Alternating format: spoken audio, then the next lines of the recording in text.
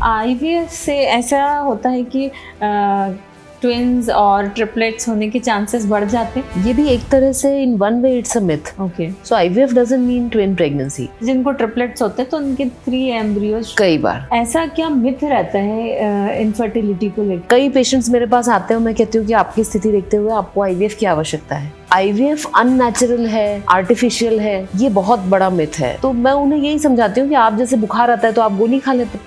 अच्छा, इसमें लाइफस्टाइल का कितना रोल है? स्ट्रेस, एंजाइटी, हर चीज का पूरा रोल है ना। जैसा जो ब्रह्मांड में है वही पिंड में रहता है।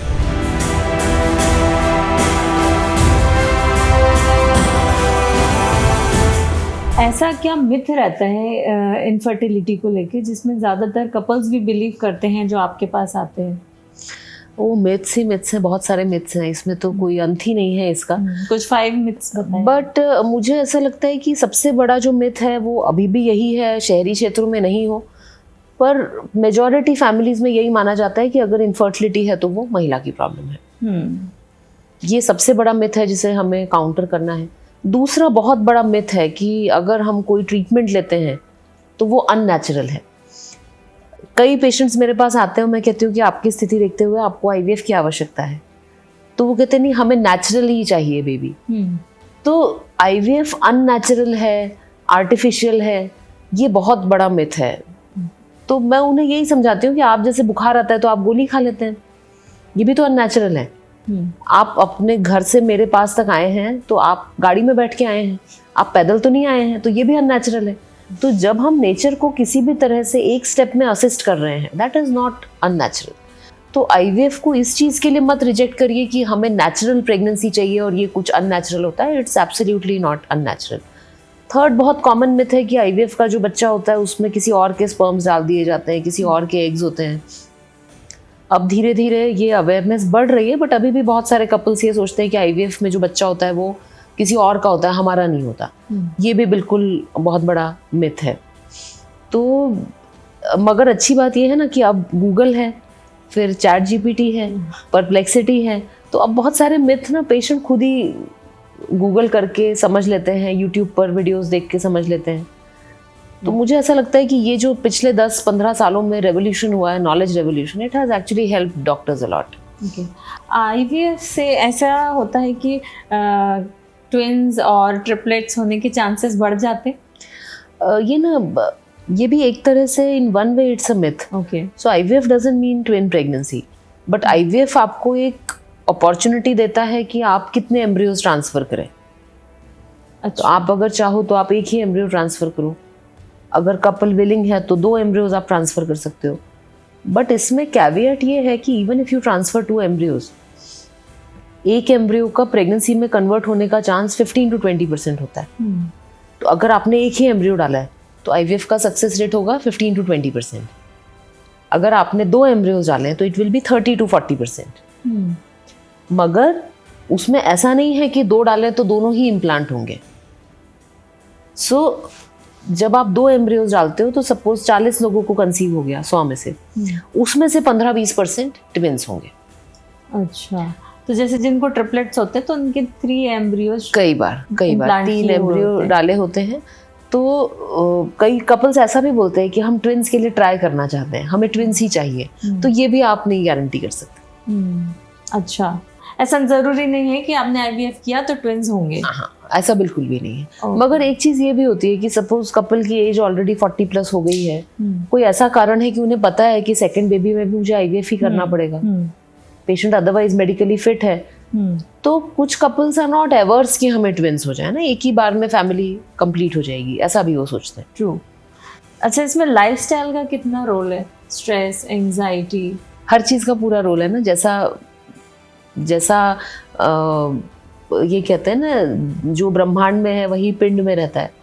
तो जो आपके आसपास है, जो आपके अंदर आप ले रहे हो, जो भी आप कंज्यूम कर रहे हो, एडिक्शंस हैं या आप जो खाना खा रहे हो, जैसा आपके आसपास एयर क्वालिटी है, सब कुछ आपका शरीर उसका ही तो रिफ्लेक्शन है।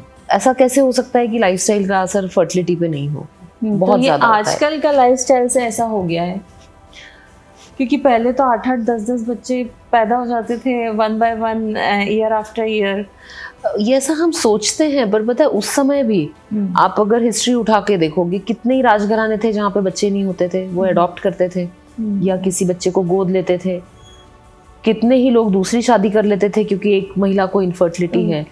तो ऐसा नहीं है कि इनफर्टिलिटी आज हुई है, ये टाइम इममेमोरियल महाभारत के काल से हम पढ़ते आ रहे हैं कि नियोग से बच्चे हो रहे हैं। तो इनफर्टिलिटी कभी भी जीरो तो नहीं थी।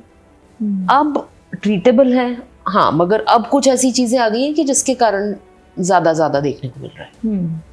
अच्छा, डोनर की रिक्वायरमेंट हमें कब होती है? बहुत कम, मतलब अब स्पर्म डोनर मान लीजिए नहीं के बराबर। When the male is not fertile, तब डोनर की जरूरत होती है। तो हम सब ने देखी है मूवी विकी डोनर। हाँ। तो उसको देख के सबको लगता था कि अरे आईवीएफ में जाओ तो सब डोनर ही होता है और डोनर माला माल हो जाता है सैंपल देते कि ऐसा बिल्कुल भी वो नहीं भी है। एक मिथ बन गया था। So true। तो अब चूंकि एक टेक्नोलॉजी है जिसको इंट्रासाइटोप्लाज्मिक स्पर्म इंजेक्शन इक्सी कहते हैं। इक्सी में अगर किसी पुरुष के 5-10 भी स्पर्म्स हैं, चाहे वो वीर्य में हो या फिर डायरेक्टली टेस्टिस से भी निकाले जा सकते हैं, तो वो अपना बायोलॉजिकल जो है वो फादर बन सकता है। So practically in my experience donor sperm की आवश्यकता बहुत कम हो गई है पिछले 10-15 सालों में।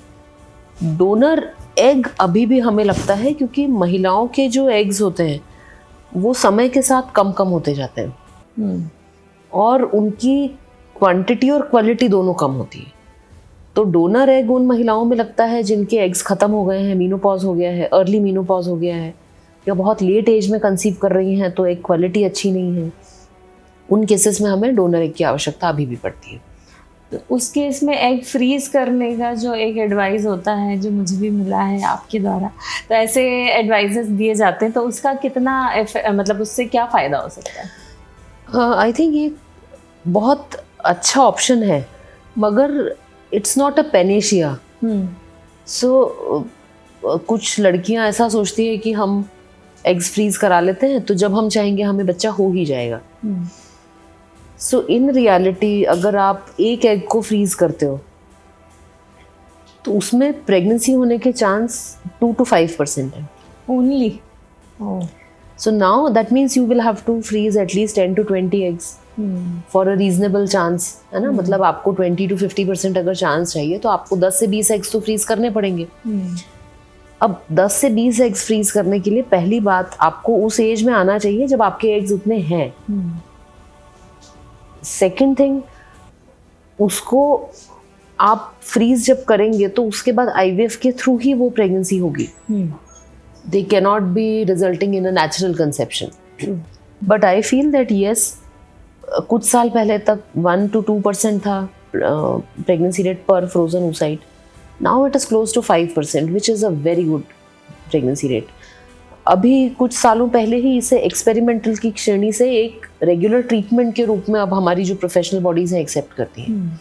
So much so that you know companies उसके लिए रीएम्बर्स कर रही हैं। एप्पल है, गूगल है, ये अपने एम्प्लॉयज़ को रीएम्बर्स करती हैं अगर वो एग फ्रीज कराते हैं तो। अच्छा, तो मुझे लगता है हर लड़की को जो बड़ी हो रही है लेट 20s या अर्ली 30s में, this is the time when you should freeze your eggs. Not when you are in your 40s where you don't have anything. So that is the right time, and please have very reasonable expectations. Know about the pregnancy rate and then go ahead with the procedure. Don't go in with a mindset कि ये तो 100% है या ये कोई insurance है. That's not the case.